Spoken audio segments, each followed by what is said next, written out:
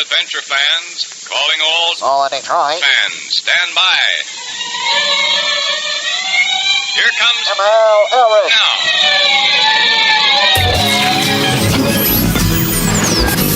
You ass interrogator, try to around my face. It's gone. What are you doing? That is not paid for by them. That is paid for by the people of Detroit.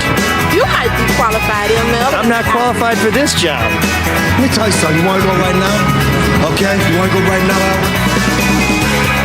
Hey kids, it's your old pal ML Elric here with another episode of The Soul to Detroit, and we have a lot to talk about today. Our special guest is, you guessed it, my mom. And if you didn't know it was my mom, she's already saying, I can't hear it. Turn it up. Would somebody turn it up? And pretty soon she'll say, turn it down. Would you please turn it down? And she's going to get even with me in a few minutes, I'm sure, with some stories that are mostly exaggerated. And if they're not, the statute of limitations expired a long time ago. And the thing, this is the first time I think Sean and my mom have met together, but they actually do go to the same doctor. Because the doctor takes care of women's issues. That was pretty bad. There's Granny. And Mark Fellhauer is here and once again has guaranteed us a seamless, technically flawless show. So far, so bad. I thought the intro was outstanding. Thank you. Well done. Very good. I did make some editorial decisions there. I don't know What? if you noticed or not. So, well, if you don't listen, It you're not was gonna only 13 seconds long. What was there to change? Sean, you'll appreciate what I changed. In the intro, it was welcome all, and I changed it to Soul of Detroit fans because he had his name in there twice. And I think one is enough. Sure. Once again, your judgment is faulty. That's fine. That's fine. And I mean, we already know the show's about you, and it's all about you, but I thought maybe the show title could be in there. I like if you're watching us on Facebook Live or if you're watching the replay, the way Joe has this framed with the Soul of Detroit flag behind me. I kind of look like an icon in some sort of Orthodox church with the halo and the letters that look like rays beaming out of my head. I think the haircut kind of, doesn't work with that image you're painting. What they're not saints with good haircuts? I didn't know Proud Boys were saints. Whew, wow. Boy, I remember at one point saying to Sean, please don't say anything stupid on the show that could cost me the election. I guess we have to have that. My son got the same haircut. I said the same thing to him. His mother was not happy either. Apparently your mother's not happy with that haircut either. No, I don't like it. She's probably less happy with the completely inaccurate suggestion that I have political views that are. That was not the suggestion. It was just the haircut. It's the haircut, yeah. So this is the so same. Sensitive. This is the same haircut that many of our great new wave performers wear proudly. None of whom Flock of Seagulls. believe in. No, you need a little. I was thinking Flock of Seagulls. It's a little short. Why don't we go ahead and get to the thing from the reader, which is sort of a good segue for what we're doing right now. You mean Dave Hubbard, who's runs the Butchery, a great place where they have great meats, great treats, and where you can go get some eats that will make you feel like super yummy, good stuff, that kind of thing. And when you go get it, you won't have to worry about getting hair in your food when you cook it because you cut it all off. So, wow, you got a haircut too, though, didn't you? Well, I don't have much hair left. Well, when Sean goes to get a haircut, it is a hair. They charge him by the follicle. Do you always go to the same person, or do you go so you have to explain? I've gone to the same person for a while. Okay, so that person's name is Floby. Okay. So, like, do you get a discount? Do you get like half off? Because I don't have any hair. Half of it is off. Thinking maybe they charge extra for the wax. No, it's okay. Look at me like that. I felt like I was in trouble for. No, you're not in trouble at all. I'm just trying to bite my tongue with this fella over here. They get the so you can make some more. Seriously worked up. Is that why you brought some other completely unfounded and oh my god, inflammatory? Mark, would you explain? So sensitive. He's just being very I can't sensitive. take this anymore. Is that why you brought your mom in for deflection? Like we're going to be nicer to you? No. I wanted I think to she'll pile on. She has witnessed some recent campaign events. Sean, in a recent team meeting, insisted on more information on the campaign. Once again, showing he's completely out of touch with why Fisherman ZZ, who was a pace setter in the podcast audience. But first, I want to finish talking about Dave Hubbard because he's running a great place over there. The Butchery, which you can find at thebutcherysl.com. You can give them a call at 248-682-COWS.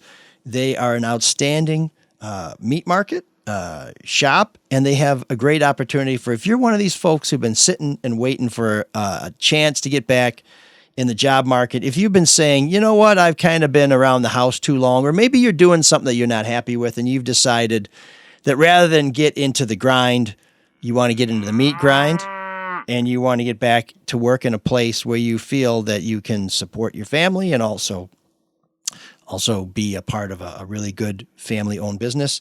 TheButcherySL.com is hiring.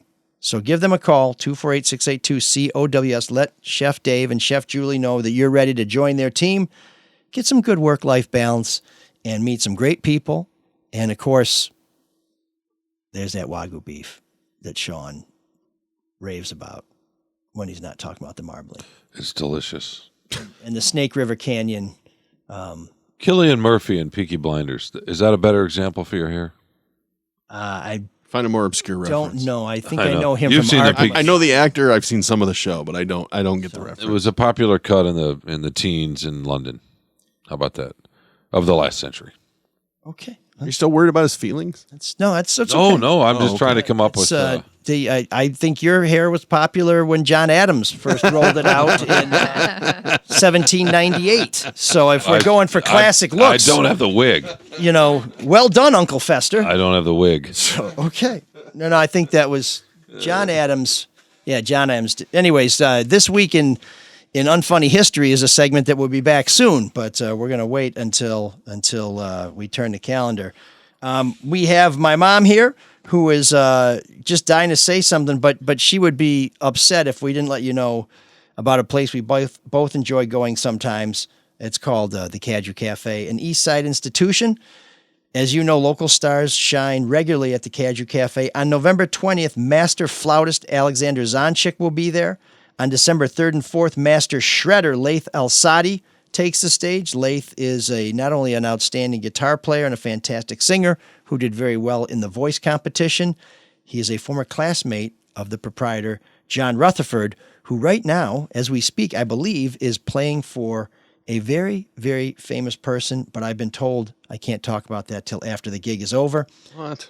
Yeah, it's. tease it? I'll just say it is a very famous doctor, perhaps one of the most famous doctors in recent time, who is visiting Michigan.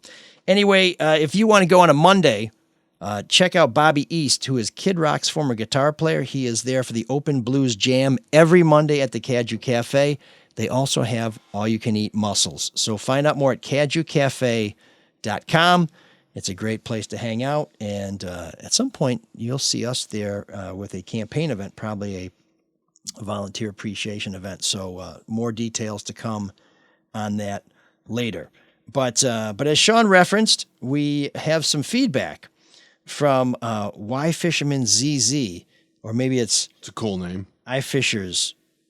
I don't know what they're thinking with that. Anyways, we got some feedback. We asked for feedback. We love to get your feedback. And we have a new review on iTunes. It was posted right after the last show from Y Fishers, who gave us 3 out of 5 stars and said, I like this show a lot more when ML was a journalist and not a candidate. Listening a bit less this year. Well, since we're very sensitive to the needs and the feedback from our listeners, we will be talking almost exclusively about the campaign today. Okay, great. And that's at Sean's request. And we'll also, on top of that, it'll be a multimedia affair where we have multiple video clips and audio clips. Can I ask a serious question? Yeah, purely I campaign related. have a serious question to follow. All right, you can start.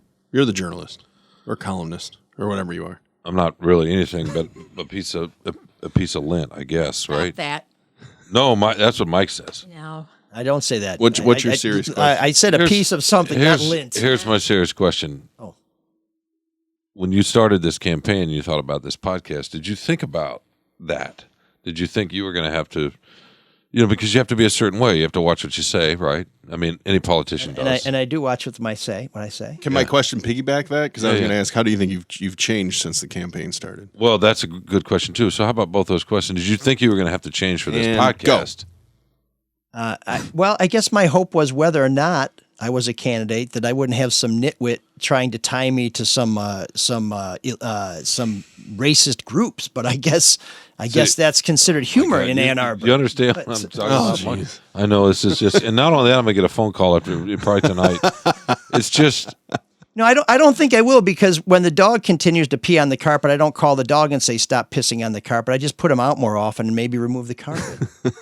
Mark, and I just don't see where you think it's funny to suggest that somebody is a member of a hate group. I don't see the humor in That's not that. what he meant, though. So Just the haircut. yeah, well, your mom so and you Mark don't like the both haircut. understood that. Great, but you also acknowledge that I people love who- the haircut. I'm having people fun in with new the wave haircut. bands have haircuts like this. You could throw that out there.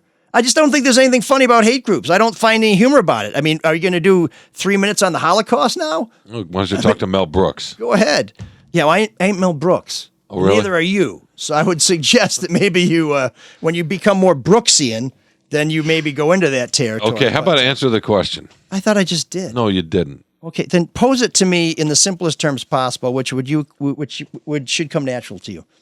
Did you think you were going to have to change for the podcast when you started running for city council? There are some topics when we're doing a general interest show that we might delve into more when we weren't in a campaign. But Okay, you're we're- answering like a candidate. No, Please. I know what you mean. I'm That's trying to true. think through your ridiculous question. That's not my question. That's the feedback. What's the feedback? No, the feedback is stop talking about the campaign. You're the one who says talk more about the campaign. Oh, I don't think that's Yeah, what but that. you are the Here, I'm listeners going to hand really- it over. Read it. I read it on my Get it. phone on the email version. It's Let's the go same. on to the next Wow, topic. you read it on your phone. I didn't know we're getting all high tech. Let's go on to the next topic. Jeez, okay. This person is writing and saying, don't talk so much about the campaign. You want me to talk more about the campaign? That's one way the show has changed. We used to be a show that went behind the scenes on journalism. I'm out of journalism. Now we're going behind the scene on politics. That's a big Yeah. change. Yeah. Seems self-evident. I don't know.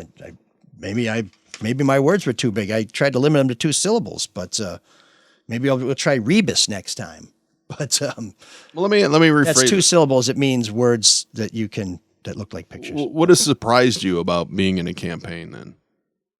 From a personal standpoint, not what you thought. Well, you know what? We have a clip, but it's Oh. not the first clip we were going to play. So I don't want to put Joe in a position where he has to scramble the jets to get the other one up. He's got it. He's a pro. He can do it right now if you want. Well, then I will let what I had to say at Rema International Church speak for itself. And for you lip readers out there, I'm saying, Sean, on there. I can see you on stage. Sorry, Joe.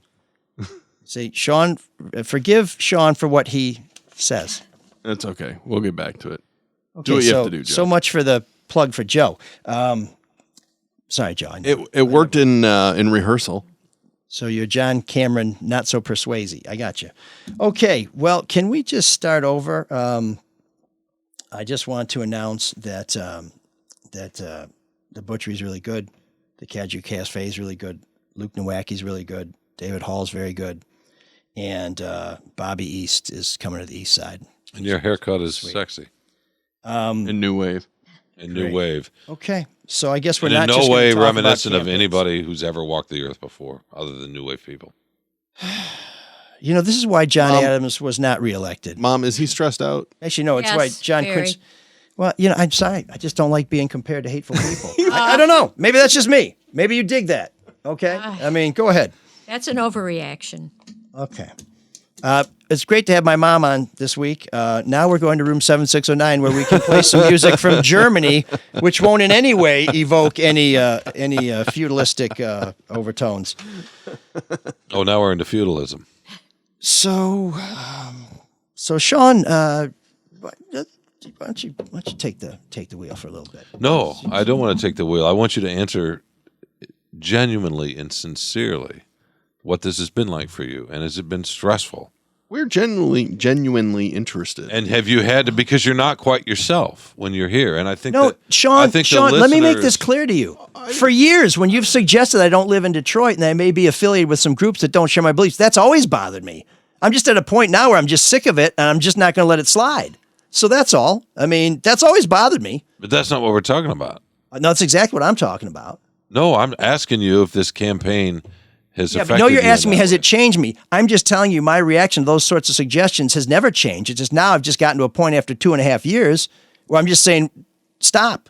Get some new material. Who That said stuff's just anything not about funny. Gross Point? I was talking about your haircut. I'm just saying you have a couple of jokes, and when I say a couple, I mean two my that you God. keep going back to. I'm saying retire them. I've never liked them. I've talked to you about them. Now we're doing them now.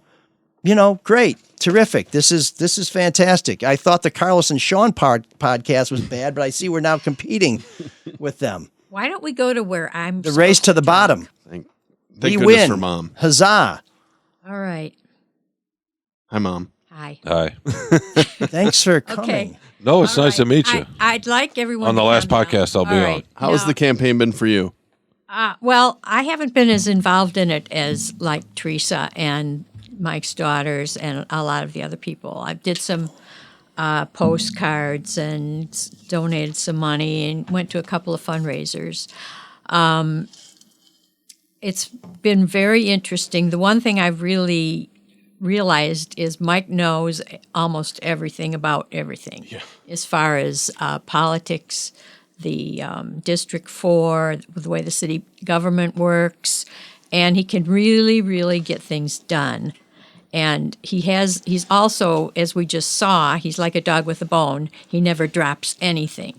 So if somebody And he comes doesn't to like him- fascist groups. somebody comes to him with a problem, Oh, my he's going to God. pursue it until he gets it solved, or if it's unsolvable, he'll let that person know. So I think District 4 would really be at a loss if they don't elect someone with his skills, because they don't come along every day. And I'm not saying that as his mother, because I know how irritating he is. I've been on the same end of it as Sean. So, but he's not like that with the general public. So if you're a person who needs something, don't be afraid to ask. You wanted to know how I thought about the debate.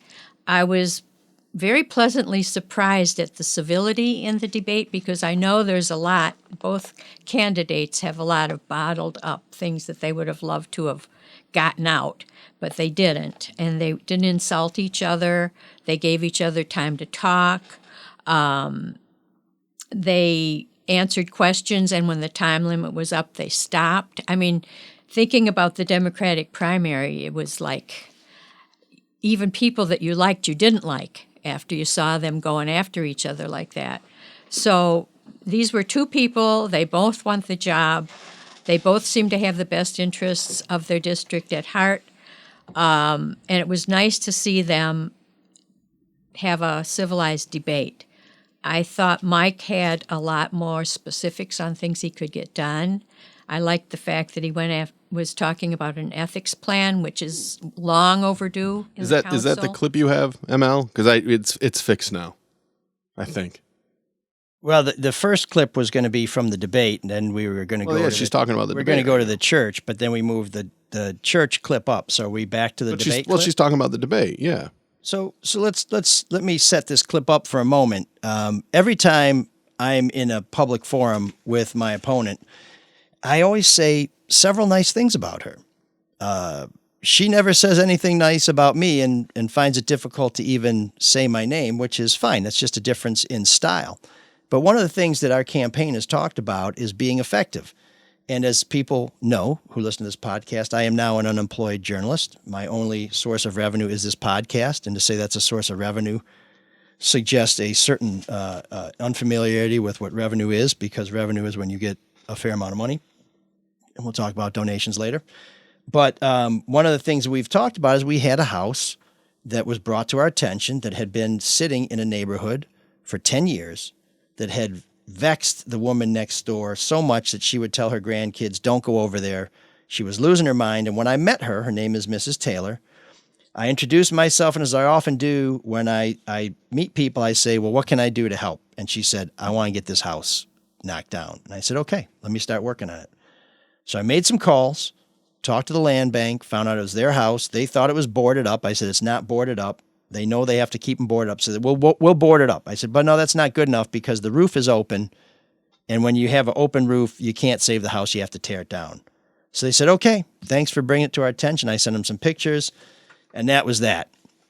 Well, before too long, they put up a demolition sign, And before too long after that, they demolished it. And I think we've talked about that on the podcast and maybe even played some of the videos, because I found out on my way home from the podcast that it actually was being demolished, which was a real highlight of the campaign. Did you say this was a quick setup? I thought I heard something, but I think it was just the release of gas.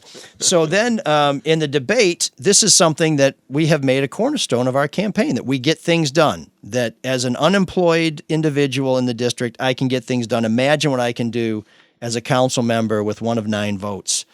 And so I think my opponent, whose name is Letitia Johnson, was trying to undermine this claim and try and take the credit away from us for something we did that made life quite a bit better for every person in that neighborhood.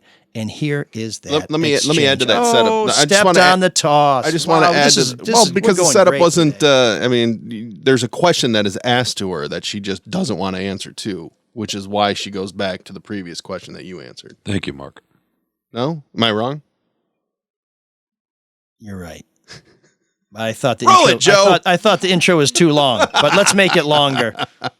So before I answer that question, can we do Pause. a rebuttal? I guess she just said it anyway. Pause. Never mind. So here's the debate format. Yeah.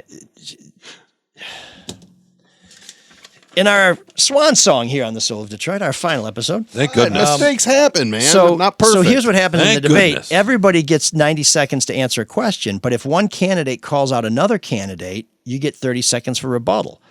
And without dragging this on any longer, because I can see Sean has to pee, we had, even with his expanded urethra, we had a question that had nothing to do with demolition or with the destruction of the house, but my opponent decided, you know what?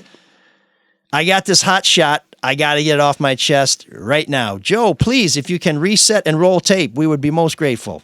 So before I answer that question, can we do a little rebuttal on the last response? Yeah, you got 30 seconds. Okay, all right, thank you.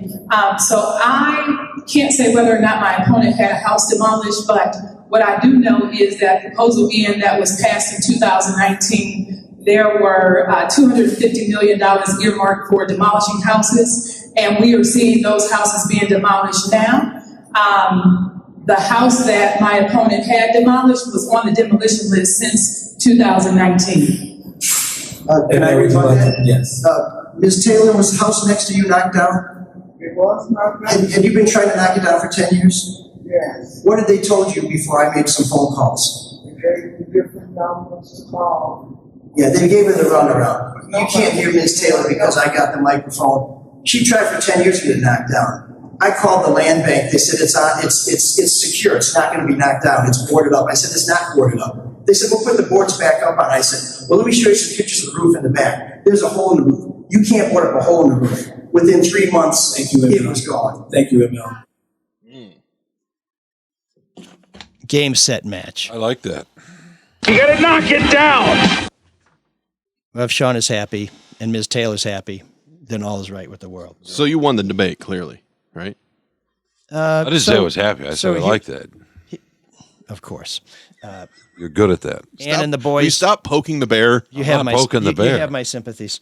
Now I know where they have a very nice garage. So they have some place for the old man to go.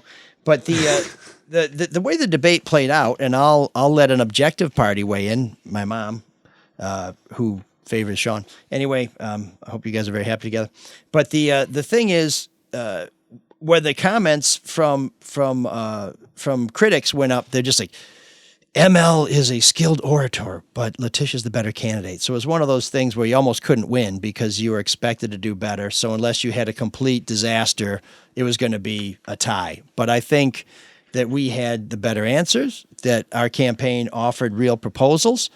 And I will say that some of the best policies that I heard my opponent mention, I'd seen previously on our website, or I had mentioned at earlier forums. So I'm glad that we are making sure that some good policy is going to get out in District 4, regardless of who's elected.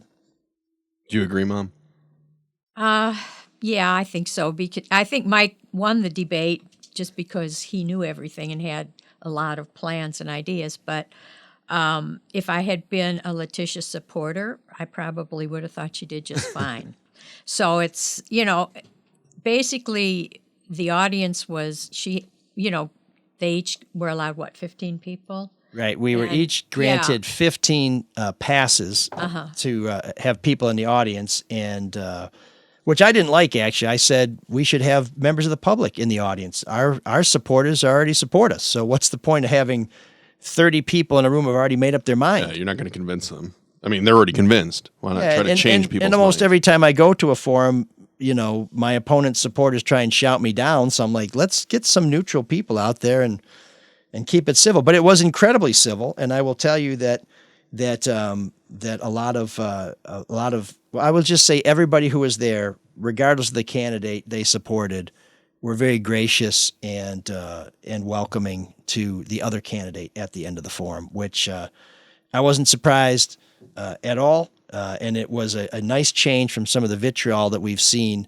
on social media and some of just, quite frankly. Oh, you mean when people are in some person, of the foolishness. they're not as evil as they are online when people are in person? It's crazy. It's crazy how that happens. It is kind of weird. And just today, somebody started basically questioning my wife's role in all this on Facebook because the funny thing is the people who cry foul the most tend to create the most fouls, but that's just politics. And I guess in a futile attempt to answer some questions that were asked earlier, none of that surprises me because that's kind of what you expect. Mm-hmm.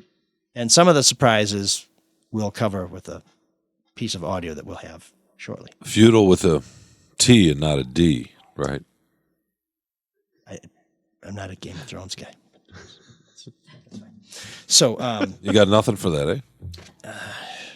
I've had enough. So Yeah, me too. we'll just move on. So there you go. We had a debate. We had a forum the other night, which was very interesting. When you see some of the candidates who have not made it on the ballot, some of the positions they have, these forums can go on and on and on. But the funny thing about politics is there are people who believe that they can change the world, and so they may have no chance whatsoever of running, but they work just as hard as folks who have an organized campaign with a strategy. And it's just interesting when you get into election season how many people pop up and still believe that politics can result in a better world, which I think is kind of nice when we see most of the people who win kind of take us to a worse world. But hope springs eternal, I guess. How profound. Is that what you preached about? No, I preached about something else. Are we going to hear that now? So, by your leave. Is that what we're going to hear? If that's what you like. If that's what Oh, you we wish. tried playing it earlier in the. So if you wish, if you want to hear it. It didn't work, right? Randy, you got anything else for us? Is it time for a nap? Time for a nap. Okay, then. Oh my God! Okay. Talks to his mom that way. Hey, I I was thought- not a volunteer here. So I just wanted to know if I'd given you more Nice to notice, have would a we have mama gotten around. cookies? Huh? If I'd given you more notice, would we have gotten cookies? If you'd wanted them. Okay, that Hey, should were you that ever- should go without saying, right? What? And can you tell us the Carmen Harlan quiche story? No. No, okay, never mind. Oh, man, come on. Now you almost have to. My mom used to be a baker, and she made some quiches for Carmen Harlan No. that she loved. Well, when I would make my baked goods, I would not use real expensive ingredients because I didn't want to charge people an arm and a leg. So if I made like a spinach and mushroom quiche, I used And the Swiss company was cheese. Substandard Pies. Was No, what it was they were called, very so- good. Oh, they were good pies. Okay. And so they used to sell them at a little market near here, and somebody who was planning Carmen Harlan's daughter's Harlan- wedding. Yeah, right? they wanted me to make some of those quiches, but they had to use Gruyere cheese instead of Swiss, and that costs a lot more money. Yeah, it is more expensive. isn't Yeah, so they bought the Gruyere. I said, well, then I charged them the same price. it? Was this when Mike was at Channel 4? No, I don't think so. No, probably not. I did work with Because Carmen I was going to say, by the I had time no- you put him in the oven, and by the time you pull him out, he's probably already to the next station. That's right. That's right. Moved on to the next journalism job. By the way, why do you keep saying you're an unemployed journalist? Are you actually looking for journalism work right now? I was. I'm just Because it looking. implies I'm that. just looking for an organization worthy of my talents. I mean, when Joe Biden was running for president, did we say he was an unemployed senator? I think he was an unemployed. Or was he still vice senator? No, he president. was. He was retired. Yeah, he was retired, right? He's been So. vice president, but No, but what you're doing is a full. are you going to mention all the guys who get their hair cut at the same place? Sean Windsor, Joe Biden, Homer Simpson. Right now, you're sort of like interviewing for a job, but the interview takes a year. But it's a full-time. Full-time interview. Yeah. So you're insane. From my perspective, you're working not to diminish any of the It's too journalism late, Sean. work you've ever don't, done. Don't try. It's too late. No, It's too late for flowers and I'm chocolates. not giving you flowers. I'm saying what you're doing right now. You're working in some ways harder than you've ever worked in Right. life. I bet Mama He Mike. works. He works really hard. In Exactly. fact, So why that's- keep saying you're an unemployed journalist? Because I'm not working in journalism. Right. You're running a campaign. You're a candidate. I worked this You're a hard when candidate. I worked this hard when I was a reporter, but that's fine. Whatever you like. What do you want me to did call? have time for a Sunday dinner and things. when you were Exactly. I'm glad Yeah, but you're, that's I'm that's glad you're before I here to realized you were cheating us on call the reality. cheese. That's before I realized you're saving all the good cheese for the Carmen Harlan. I was like, Too yeah, late that By the way, they that would have never known Velveeta the quiche was never my difference between favorite, by the those way. cheeses. What's that? They would have never known the difference between. Probably those not, cheeses. especially in a She quiche. wanted she wanted it because of what she tasted, and so she thought already it was Gruyere. So there Well, you should go. have kept the Gruyere and gave him a Swiss. Gruyere is a sharper, They- nuttier. they Oh, no, I bought know. the- I they would never bought notice the the Gruyere, difference. so I didn't have to buy it. Yeah, They but then you can keep supplied it. the Take Gruyere. it back and use your Swiss. Charge for the Gruyere price. It is delicious. It's ridiculous. So I just want to assure anybody, if we do sort of an appreciation party at the Caju Cafe, we won't have any of these cheese of questionable provenance in any quiche that's served. We probably won't serve any quiche because it is the East Side. We're not quiche People eaters. like but- quiche. Yeah, like quiche, he's. Wrong I with thought quiche? that was going to somehow come back It's to me. diminishing us quiche eaters over That's his here. joke. Exactly. That's Right. his joke to me that I'm a quiche eater, if you know what I mean. I was Or actually going to damn near every week for the last 2 years. You're gonna do what now? make a quiche for Teresa. Make a quiche her for Teresa birthday. for her birthday. Okay. Right. Well, now you spoiled it. Well, that's a big surprise. Now she knows it. She won't care. You gotta put- I have other surprises. Oh. wow. Okay. Flowers, huh? No. Okay. Well, Don't start off the show by suggesting I see a gynecologist next fucking time. thanks for Right. Sorry for that language. thanks for cleaning but, up your language around my mother. You've heard it, right? Yes. Yeah, I know. I Used just it. want to bring a little reality Usually- in here. I wasn't suggesting a All of the gynecologist. I was sniping, suggesting. all of You that- said women's issues. You know what? No, That- but it- you're it's both very old women. old. It doesn't have to be a gynecologist. It could be. You know what? It's He's been old. making gay jokes about me for 2 years every week. I think. Both I of think what you- you guys have been doing is both going to a paleontologist. All Who's right. the one who deals with fossils? Both, Archaeologist. both. Is that it? Wait, I no. don't Finish the thought. Both of us, what, need to be paddled? Nah. First of all that stuff is very old. It's been overdone. Yes, I think you need some paleontologists new do deal with things that are insults. very old. That's the nature of it. Yeah, and boring. You Here- forgot boring. Here's an insult Wow. for him. Well, He's we were very handsome. Hey. we were trying to reach new heights of boring. We appreciate your help in getting there. Here's an insult. He's very handsome. It's okay. So let's get to church because I think it's about time for us to try and save our souls. I don't want to take up too much time. I just want to talk to you a little bit about faith, and I can't tell you about faith like Bishop Lloyd can. But when you're a candidate, and I've been a candidate now for 10 months for Detroit City Council, District 4 on the East Side, it's a neighborhood where I grew up, it's a neighborhood where I worked, it's a neighborhood where I've coached, it's a neighborhood where I volunteer, and now as a street rep on East Iowa Drive, it's a neighborhood where I cut lawns and look out for my neighbors. But being a candidate tests your faith. Everybody who says ride or die means run and hide. Come on now. Everybody who says I'll be with you at the end means I'll see you later, friend.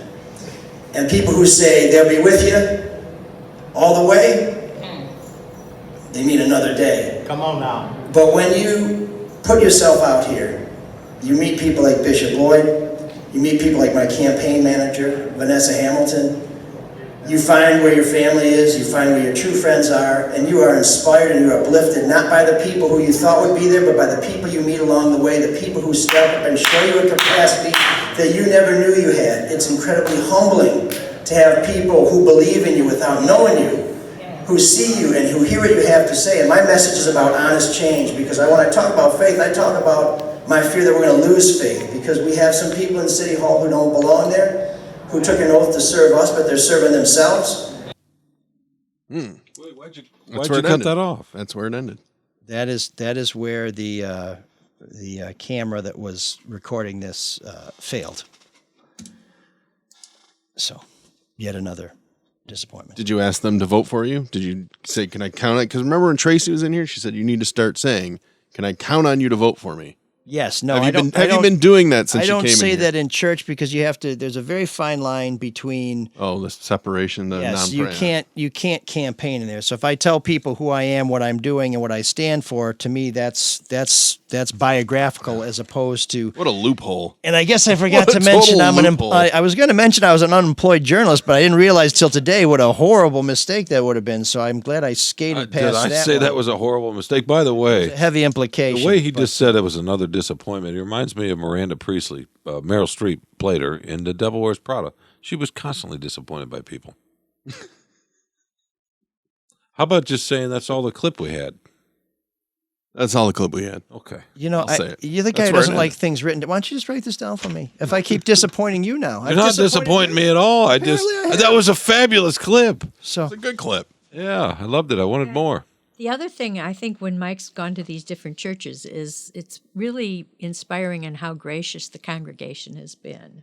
You know, whether they support him or not support him, it says a lot for the Detroit churchgoers. Are you surprised seeing him up in a church kind of? No, because not bursting into flames. he was not raised going to church. I'm a fallen away Catholic, but my parents were good Catholics, and he started going.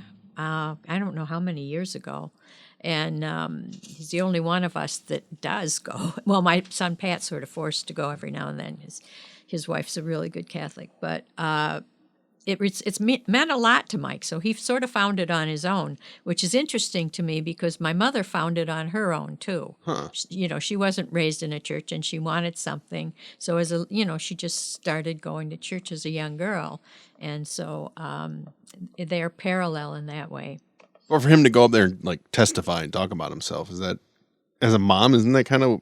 I mean, I'm sure you're proud more than anything. Right. Yeah. Well, he's very good at Public speaking. yeah, Yeah, we know. and also saying at funerals and stuff, he'll get up and give. Well, he loves eulogy. obits and eulogies. Yeah. Yeah, and they're always very good. They're very good. Do you like us talking about you while you're sitting here? Is that awkward?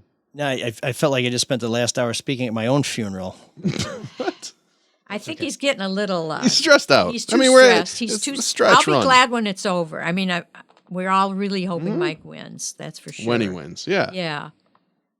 But yeah, it's you're working every single minute because you don't want to. If I didn't do this, it would have made the difference. You know, that's always on your mind. I think. It's just what is it? Is it just a lot to do in a short period of time that's left? Everybody we meet and have a chance to interact with is very enthusiastic with the campaign. But we're talking about when I am on people's doors, I'm solving their problems right there. I can't tell you how many people I've helped put in their application for a speed hump, help find out that the house next door to them is owned by the land bank or by some speculator. Just last night when I was walking on Stratum, I was putting in, and folks should know about this, the Improved Detroit app where you can report abandoned buildings and trees that have fallen down and potholes and fly dumps, which are just basically places where people throw garbage. You can report all that. And I show all this to people so that they can be empowered and so they can put these reports in themselves and we get things done. Just like It's something Ms. tangible. Taylor's house Yeah. that we did not knock it down. We never said we knocked it down. We just said we got it knocked down because that's what happened. Because there are houses all over town that are just sitting there raggedy as hell. And until somebody who can apply some pressure comes along, nothing happens to them. So that's great. That's really good. But here's the problem with politics. And here's particularly the problem in my contest. The wrong word, even the right word, is used against you. We exposed dark money helping my opponent.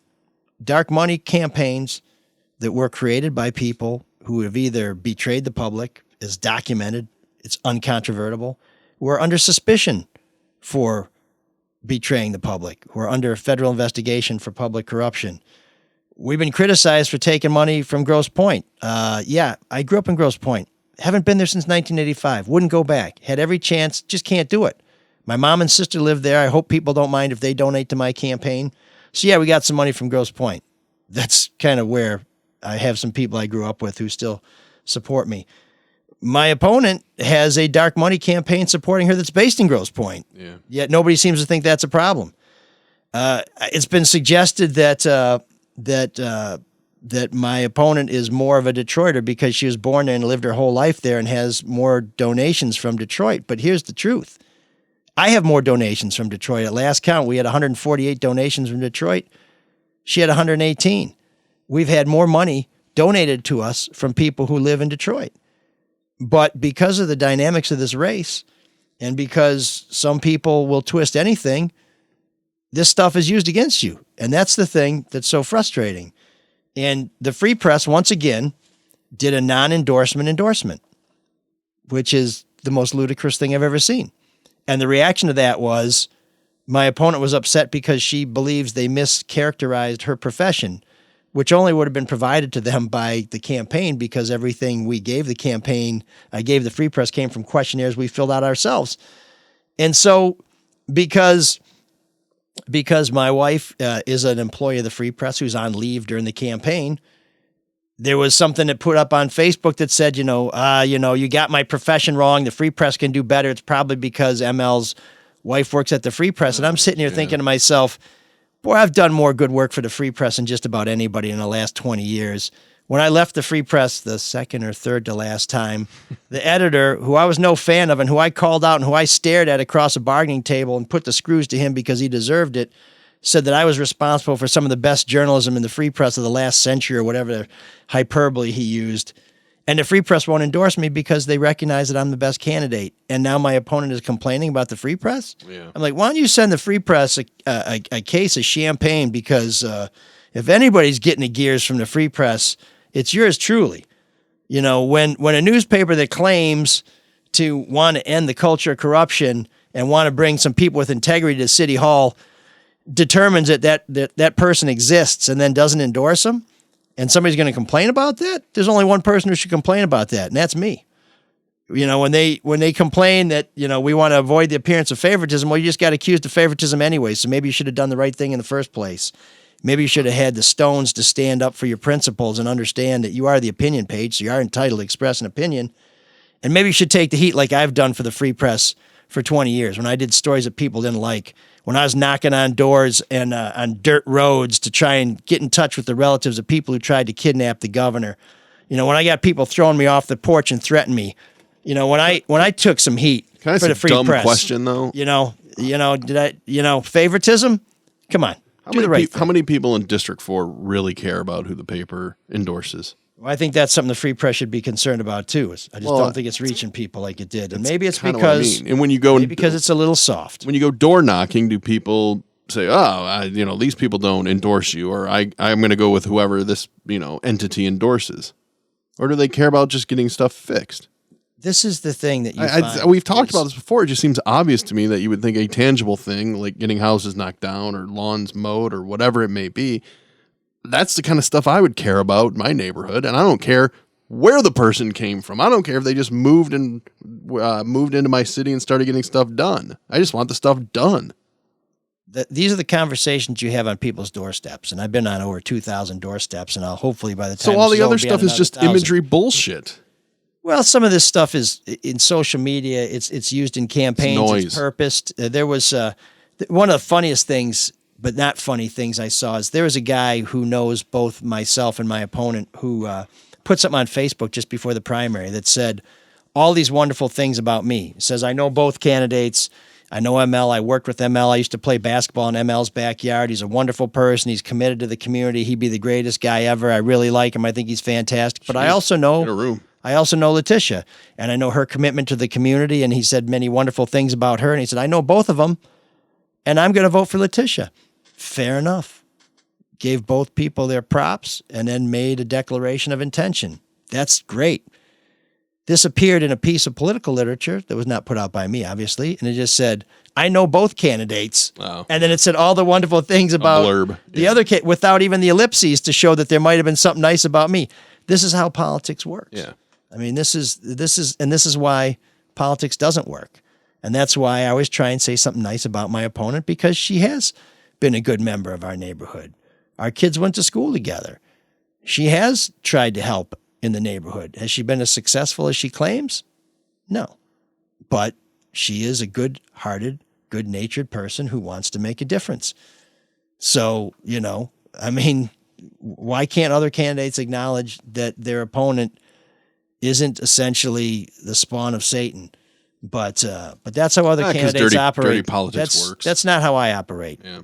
I am an unemployed. You're almost too ethical. I am an unemployed journalist who's running for office. I'm not a politician. I am a candidate, but I'm trying to make something happen. I'm trying to get something done, and I'm putting everything on the line to make a difference. Not because I want the job, not because I need the job, but because somebody has to do the job, and I've been waiting far too long for that person to come along. And I may be wrong-headed enough to think that I'm that person. And I sure as hell ain't doing it for the money, because I've given up a lot of money to try and do this. And I've asked a lot of people to give up money to help me do this. Because to get something great done, it requires sacrifice. And if you're going to try and do something bigger than yourself, you have to dig deep and you have to put something on the table. So I put it all on the table. Well, but that's politics for you, man. And speaking of money, I'm going to fit a plug in now. Oh, wow. Nice. I want to point out that it is an ad, though.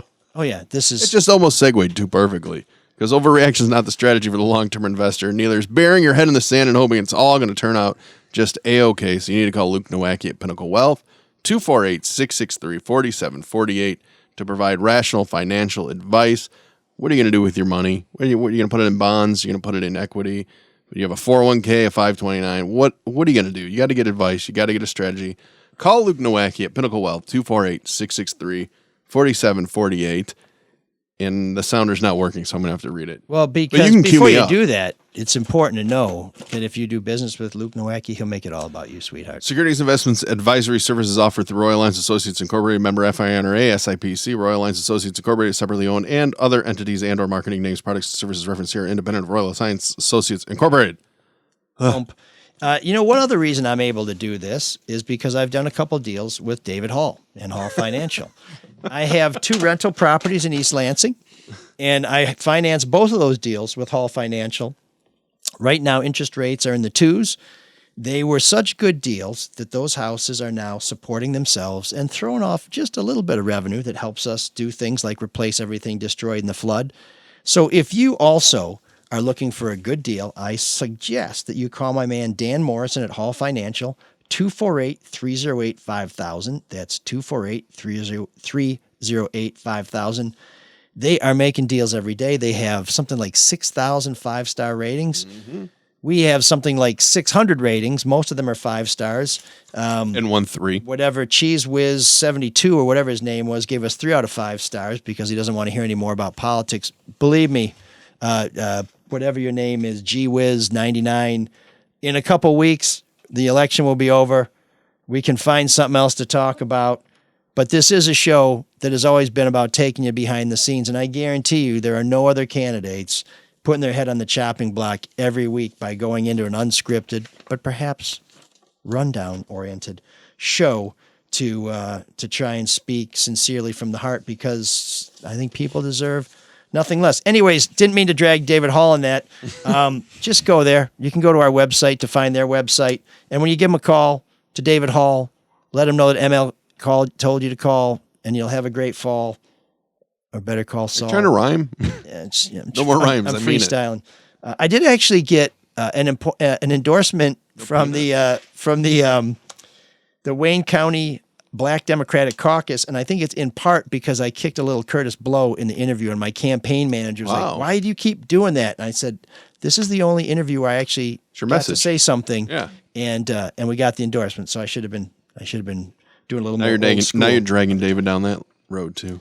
And MLS 1467435. There you go. So we got a big game coming on Saturday, October 30th. Unfortunately, I will be campaigning that day instead of watching the Spartans and Wolverines.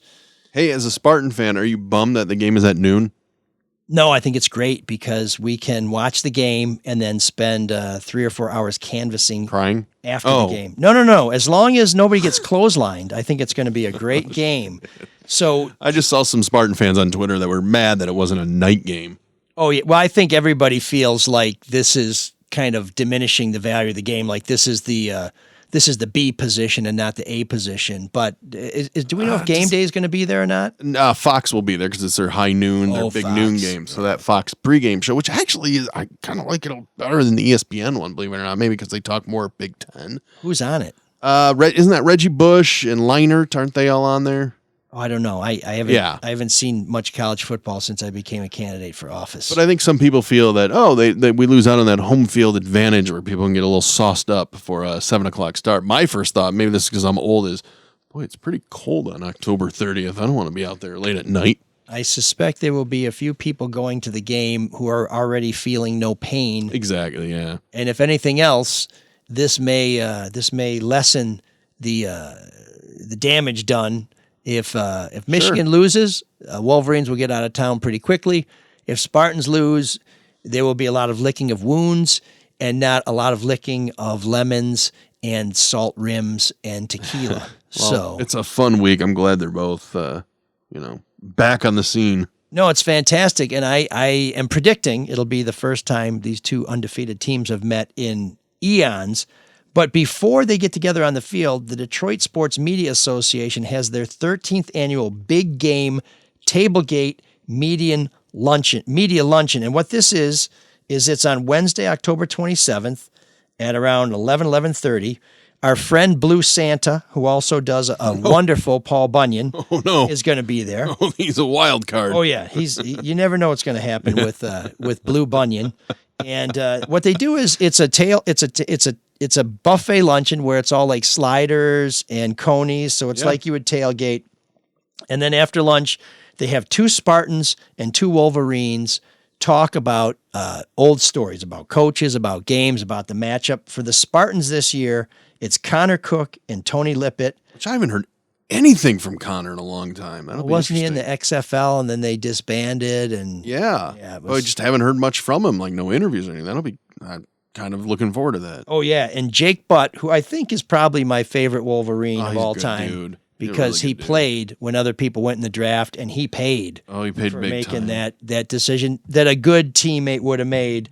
And William Campbell are going to be there as well. Yeah. So this is a great event, and if you want to participate, you can go to DetroitSportsMedia.com. Get your tickets now, DetroitSportsMedia.com. Or if you want to sit at my table, we will have a drawing.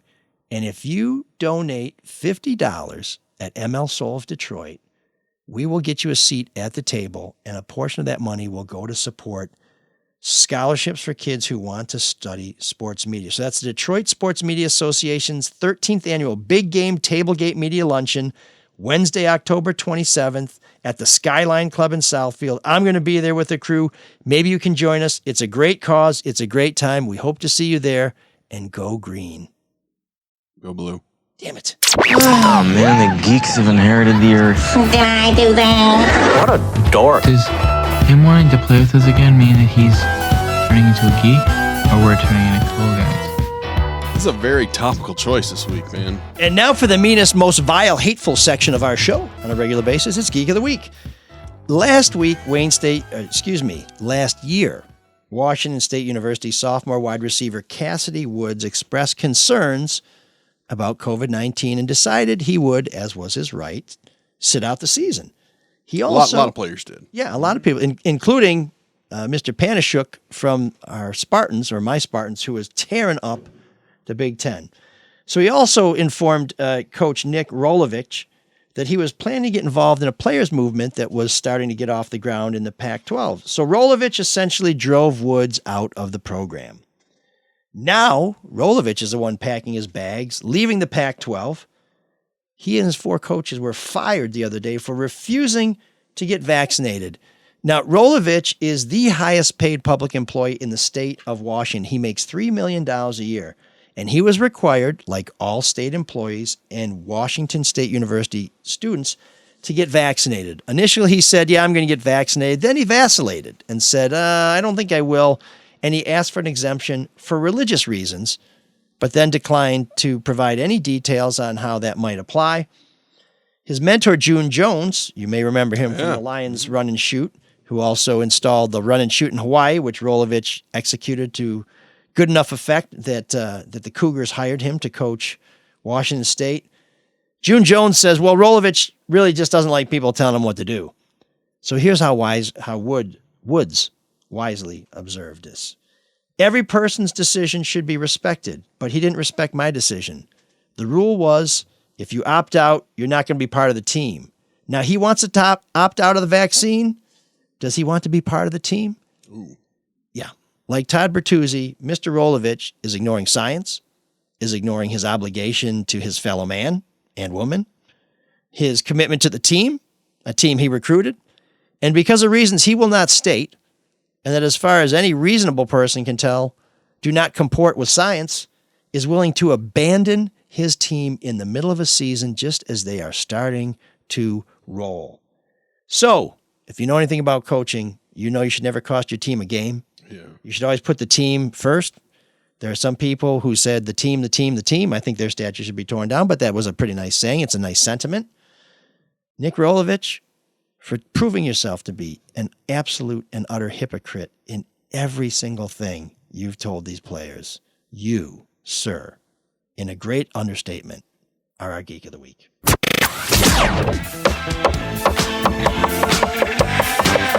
See you again.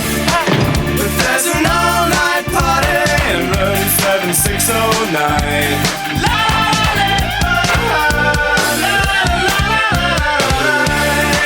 And you can dance together all night if you've got the time.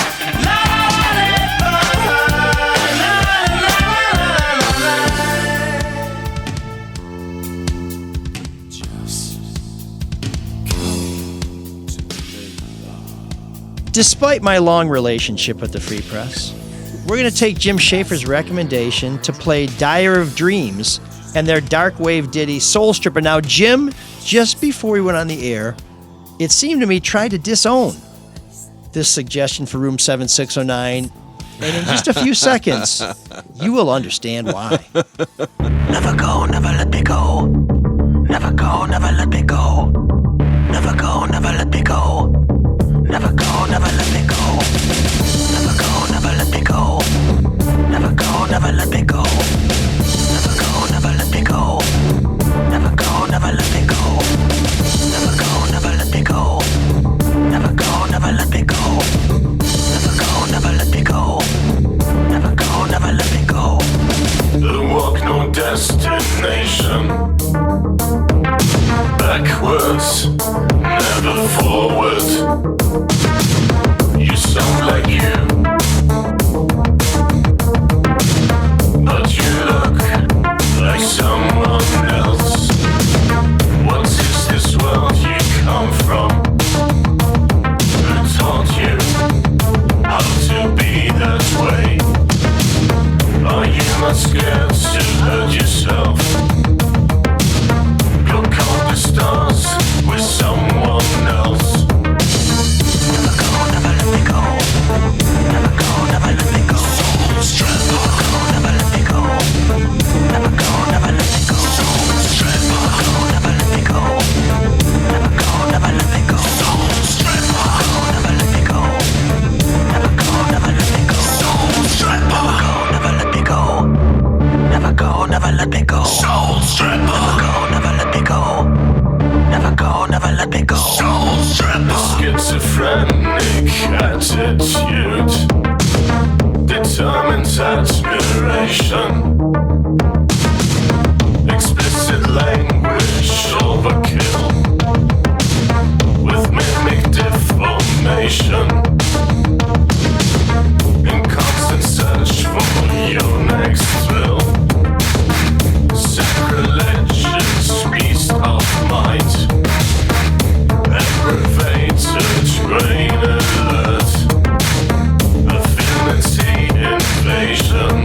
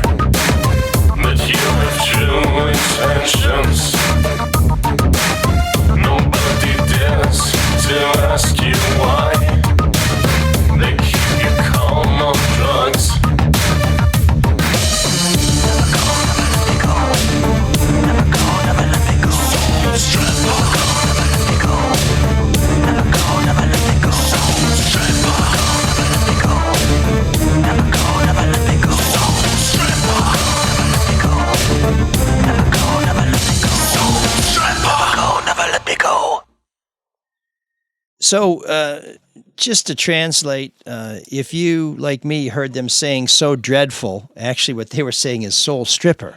But it was so dreadful. But we offer this for really no discernible reason. I really loved it. Loved it. Don't lie. My grandchildren would like it too. It was terrible. It was a poor man's Rammstein. No, it was good. I like that you liked it. By the way, Jim did text me. Oh, I just talked to him too. Go ahead. He said, I didn't say it was the best song ever. Ha, ha, ha. Just ran across the video and thought the drummer and the lead guitarist seemed to be having fun. And it's catchy. And he just It heard is it for the very first catchy. time 2 days ago. Yeah, I heard it. I think he said yesterday. He's in a budget meeting, by the way. They're at the Free Press, and he couldn't come on. They're trying to figure out how to survive without Mike Elrick, who was the best journalist in the last 100 years there. But and that's a tall task. But that's why he couldn't join us. Let me just review this. Room 7609 submission, Diary of Dreams, Soul Stripper. So he didn't promote it as great. And I said, Schaefer goes dark wave. He says, put that S out there. Sean will tell you what that word means. I said, S is best flushed. And he said, I get it. No chick on lead vocals. But that guitarist is a kick-ass sideshow on his own. And I said, no, the problem is there's no talent in the band. But dark wave is an important subgenre of new wave. What's a better example of dark wave? Boy, you put me on the spot there. I am not the dark wave, but you know, could is that emo? Is that emo music? What that became, or no? Well, I mean, maybe. I mean, no, that could be cold wave. Could have gone that way too. Cold wave. I is love more all these sort of- subsets. How about any cover band that of the Smiths? Sort of synth oriented, just trying to fly above the septic tank here. But no, there's a lot of very metal oriented. Like I think Sisters of Mercy is a dark wave band. Some people think of them more as a metal band or a rock band, but we've played them before in Room 7609. And there's lots of very. The funny thing is they tend to have biblically oriented names for dark wave, even though they're so very deep. They're very gothy. Like I'm trying to Balaam and the Angel, I think would be another one. But I mean, it's a great. So I just did a bunch of research online for about 20 seconds, and 20 seconds constitutes a bunch of research. I'm being facetious. But this one website's claiming Depeche Mode, which I wouldn't think they would be dark wave. Yeah, Blasphemous Rumors is very Soft deep Cell? song. Sauce, I don't know. I mean, Sex Dwarf, I don't know. Dead Can Dance. Maybe. The Cocteau Twins, is that how you pronounce it? Cocteau Twins is, in fact, they're just, I think, celebrating their 30th anniversary, but they're great. Heaven or Las Vegas is a fantastic album. Never heard of them. They, to me, would be more of a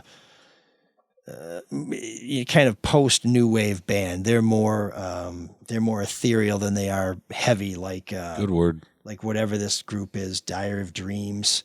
Clan of Zymox. Clan of Zymox. We've played Clan of We Zymox. have, They yes. would be dark wave. Yes, Okay. perfect example. You could say Bauhaus maybe dark wave more than new wave, although some people would say they're goth or just rock. or punk, or rock. Yeah, so lots of stuff out there. Peter Murphy, the former lead singer, Love and Rockets, a little more poppy than dark wave to me, but it is a robust genre with many outstanding practitioners. Unfortunately, Diary of Dreams is not one of them. But it's just a way to get our old pal Jim Schaefer into the show. Good man. And to say, despite some shortcomings, I do encourage you to subscribe to the Detroit Free Press, as I do, and to the And me Detroit too. News.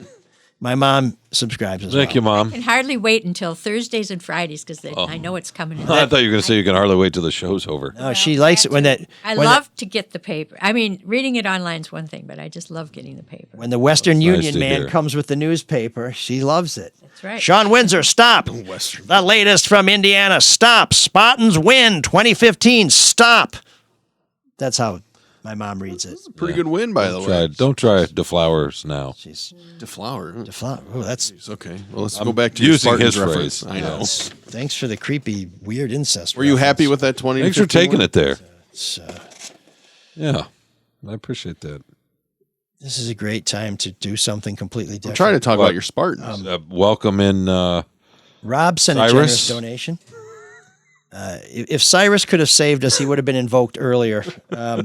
Rob sent a generous donation in these kind words, which now reek of irony. Hey guys, Love the show. The jokes and laughs are outstanding. Sean's dry humor is priceless. Keep it up and good luck to ML on his campaign. If anybody can clean up City Hall, he can. I agree with everything he said. Yep. Me too. There were some parts I read because I was obligated to give a full and complete reading. Waiting. I'm not going to do the cough button. I was waiting. I was hoping that was a last gasp. I was waiting. I was going to do that.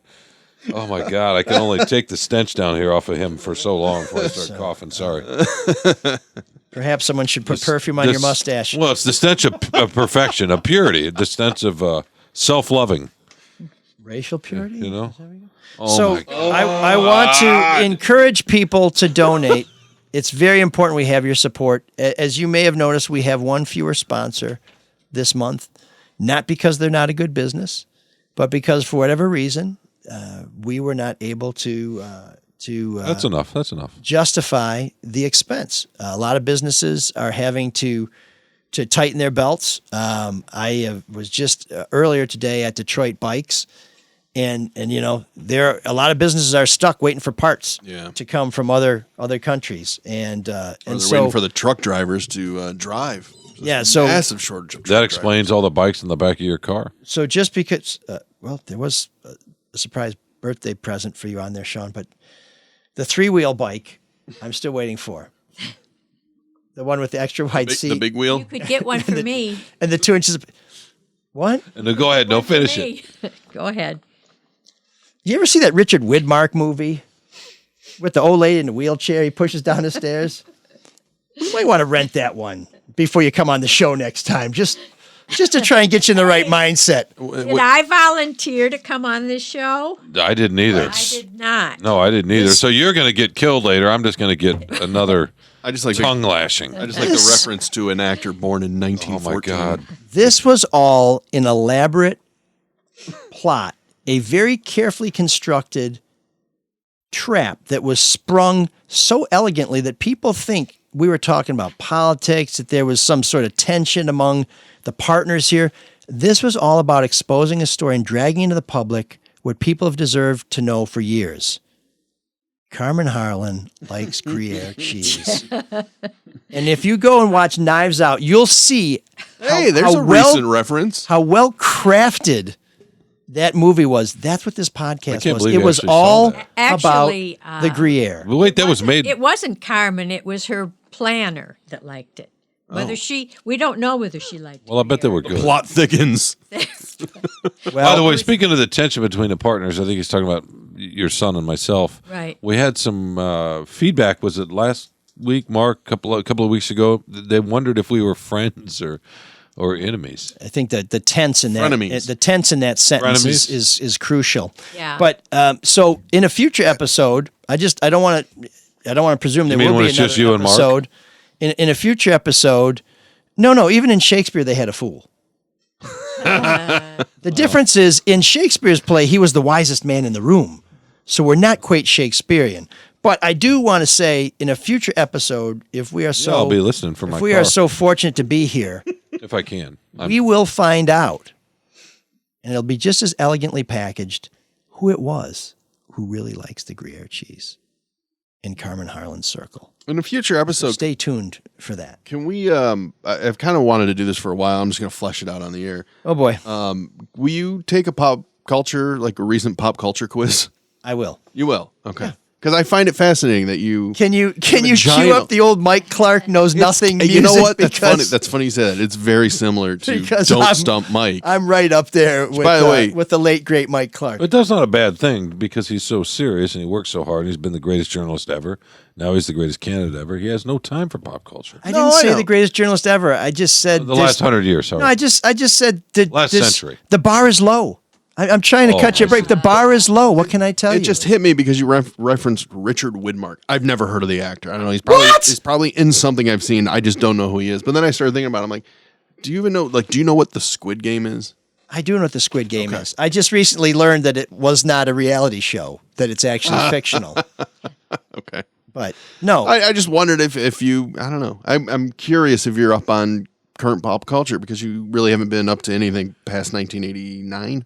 I'll tell you what. Kind of ended there. We the will year they do- stuck a near we will diamond in do- his ear. We will do a pop culture show, and I will do a classics counter quiz for you guys. Game on. I'll do it. Okay. That's fair. That's yeah. That's fair. And I'll give you. You know, I just bit my tongue with that. I hope you're proud of me. Because there's all sorts of material to mine there, in the classics, if you know what I mean. I don't. I don't. Okay, Can you slow well, fly? we'll figure it out. I read your autobiography, Moby Dickhead, by Herman Melville. I only got halfway through it because it was even boring in print. Really, was it? The live edition was no help. But yes, call me Queequeg. No, call me Ishmael. Okay. That's how it starts. Let I'm a sure you handful read of dudes with wigs be your guiding light for the rest of your life. That's fine. Ignore your mom. Ignore Mr. Fellhauer over here, one of the nicest guys you'll ever meet. I invited her. Certainly ignore me. I didn't start throwing F-bombs because Carmen Harlan got some Velveeta. No, I get it. Outrage. She got quality products. No, Carmen loved them. How do you know?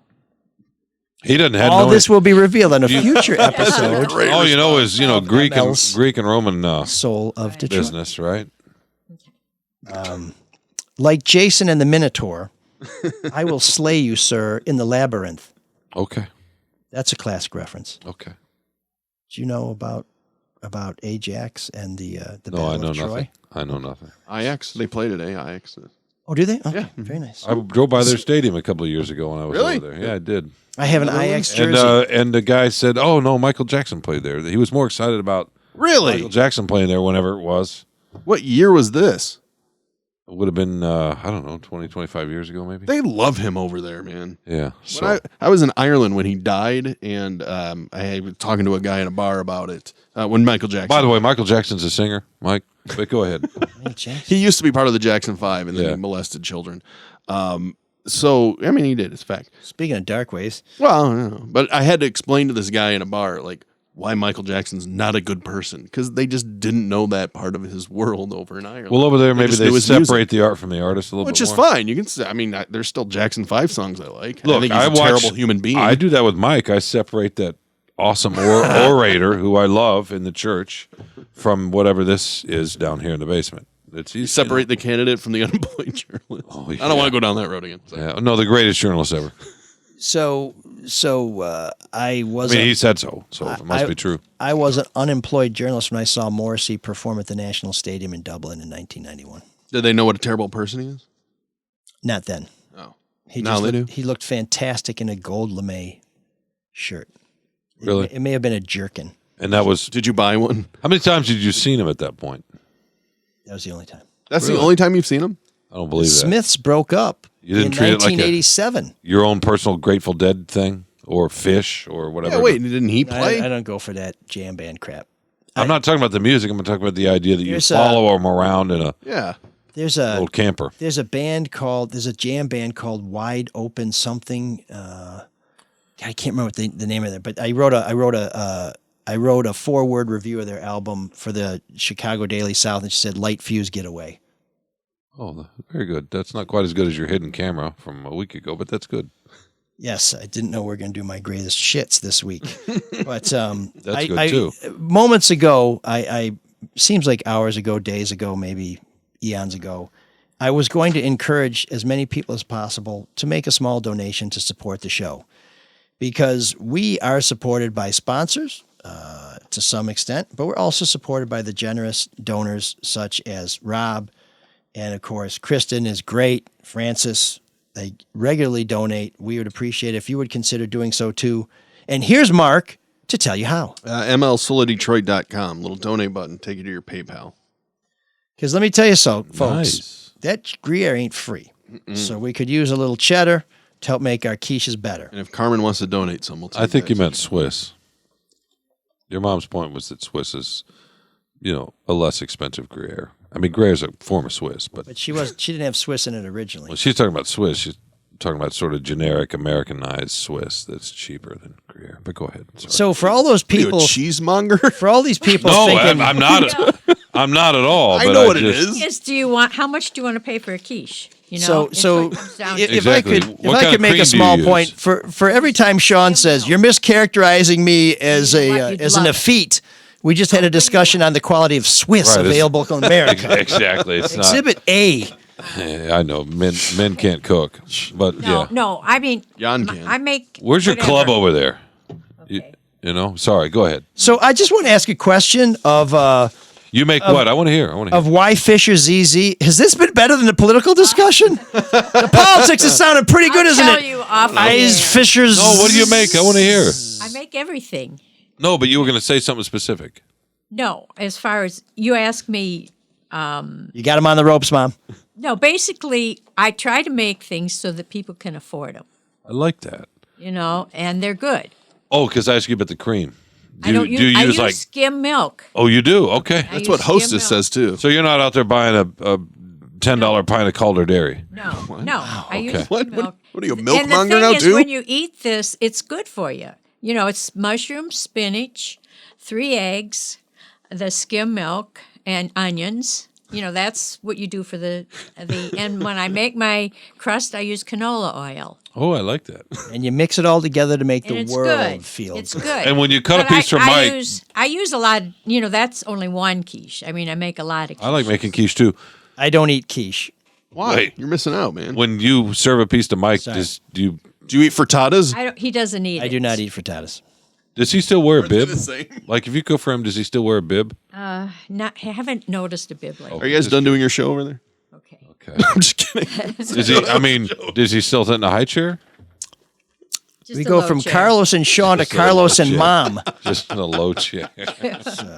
But Just take control. Jeez. What else you got? I listened to you self-congratulate yourself for the last hour, so I can talk to your mom about cheese a No, little no, no. bit. You can. It's I just, know, just if- in a if- different forum, if you're please. A gourmet, you would want to do all the things that you do. This is being But, you sent know- I'm not out to really the a world. gourmet, but Well, Yeah, I like to cook. Didn't we just I get like- a I know you discourse do. on the quality of Swiss cheese available in America? just go. Yeah, I'm sorry. Get back. Well, sorry for interrupting. You're patting yourself on the back. Go ahead. So this is part of our new segment for people who are facing end-of-life issues.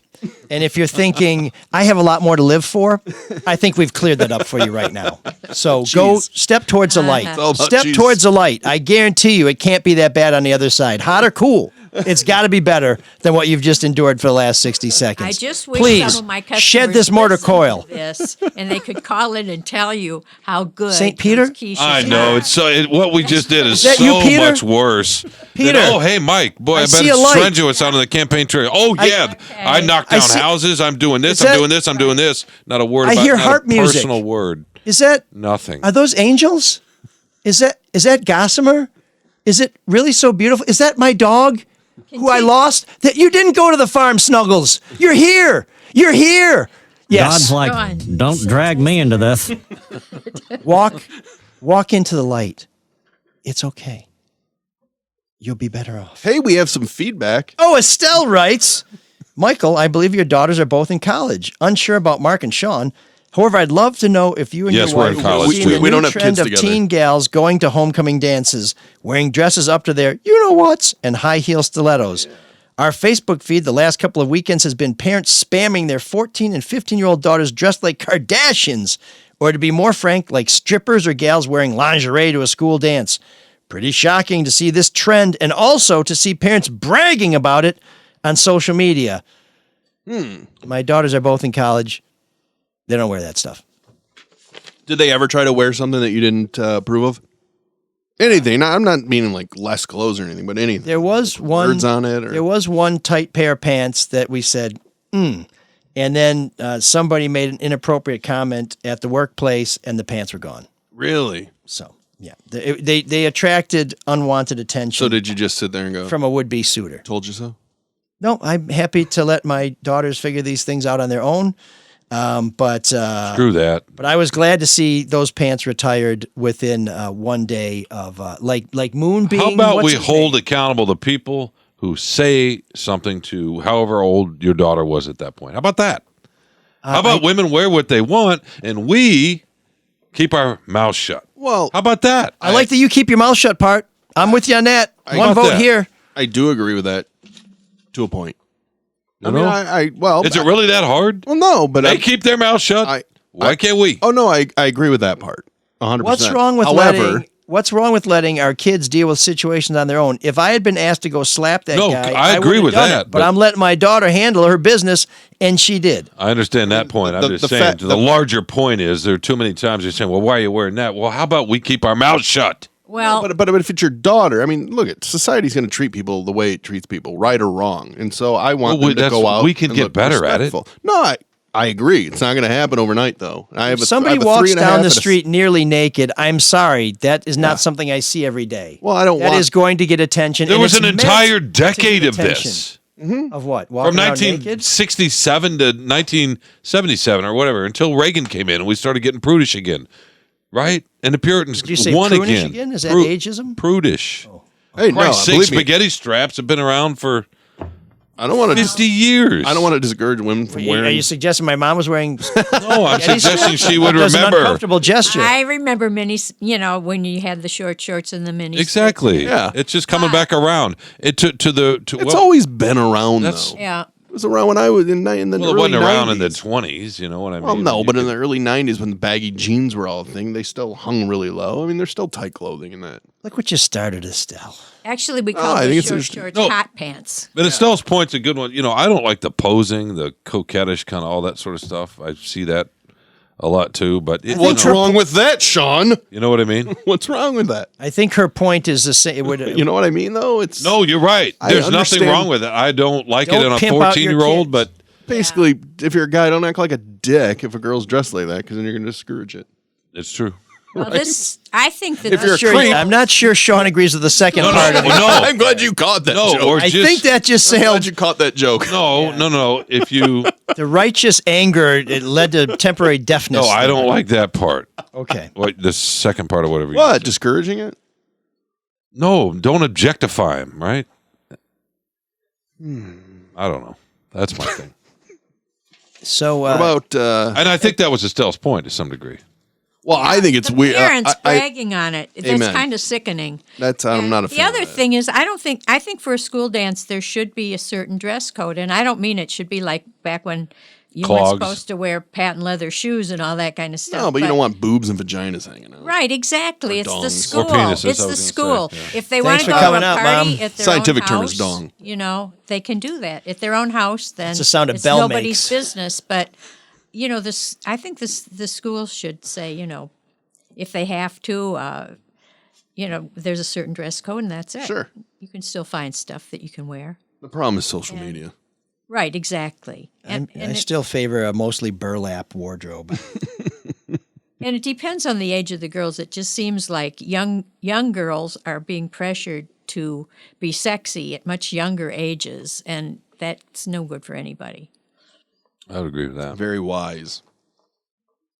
Well, they're on a different kind of stage because of Mark's point about social media. Right, exactly. And it's not healthy, and they can really be hurt. I've said it before. I'll say it again. My biggest fear, because I have a 3.5, Yeah. a 7.5-year-old, is social media. When my second grader, when she gets to that age where she wants to fun, it freaks me out. Yeah. Well, my granddaughter's 9, and she's such a nice girl, and I really worry about in a couple of years. Yeah, mental health and all. Yeah, Yeah. no, it's scary. No, because anxiety's up. Yeah, all of it. Depression's up. Yeah. I just need a teacher to be cynical. It's related to that. Yeah. If I only knew how. Really. Wow. Have her come down here and hang out with Mikey. The only Furious. bigger cause of anxiety going up and depression going up is podcasting. So keep the loose clothes on and keep your podcasting network tuned to the Red Shovel Network. We got 2 other podcasts you can listen to. There's one with a guy named Charlie Duff. And don't forget to visit ml4detroit.com. Plug it. Yeah, if you Ask for want to. votes. Do it. That's what you're supposed to do. Oh, Tracy, you mentioned Tracy earlier. So I will tell you, when I go to people's doorsteps now, I am more insistent on, if you haven't picked There a you go. candidate yet, if you haven't decided yet, I sure would appreciate your vote. Whereas before I just say, I'd appreciate your support. And I'm like, have you picked a candidate yet? If not, so Tracy. Be more aggressive and say, if you picked a candidate, forget that person. I'm your guy. I did tell one person after I talked to them, they said, oh, I already voted. And it was clear they didn't vote for me, but they really liked what I had to say. I said, well, you can always spoil your ballot. And she said, I said, well, maybe next time. Vote again. This ain't Chicago. So, but do please vote. Whoever you're going to support, please get out there and vote. We're expecting less than 20% turnout. They are trying to take the vote away from people in Texas and Georgia, and we are just giving it away here. Can't let that happen.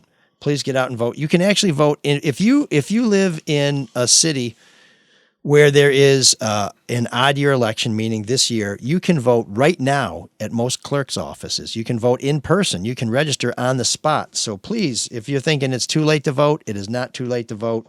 If you're hearing my voice anytime before November 2nd, it is not too late to vote. If it's November 3rd, then it's too late. See you next year. But if you want to find out what I'm up to on the campaign trail, follow ML4 Detroit on Facebook, Twitter, and Instagram. We will have the entire debate up there on our social media. And if you want to support the campaign, you can make a small donation or you can volunteer. We're looking for poll workers, not the kind that wear Kardashian clothes, and canvassers. People who go door to door with us, or to phone bank. You can go to ML4Detroit.com. And we would certainly appreciate your support. There's a free T-shirt in it for you, so it's not like there's nothing in it for you. Those aforementioned shows on the Red Shovel Network are super groovy, so check them out. And please don't forget, if you got a few shekels, we'd appreciate them to make a donation to the Soul of Detroit. I am an unemployed journalist. Unemployed is being the key term. And we would appreciate your attendance at next week's session. We will be back on Tuesday. If you listen to us on audio, check out the live feed sometime. As you can tell, it can be very compelling viewing, if not necessarily compelling listening.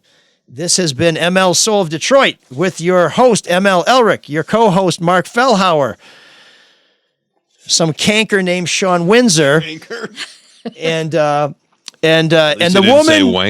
woman who loves him like no other, my mother.